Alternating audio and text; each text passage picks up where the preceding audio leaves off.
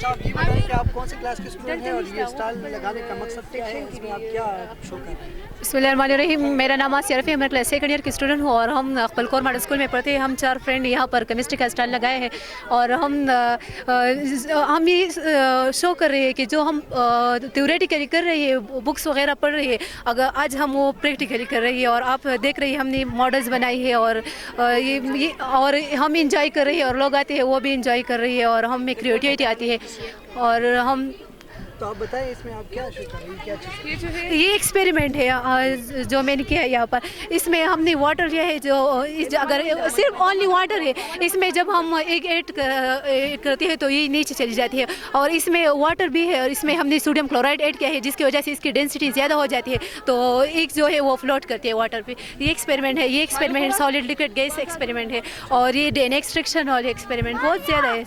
Explain کرو. کافی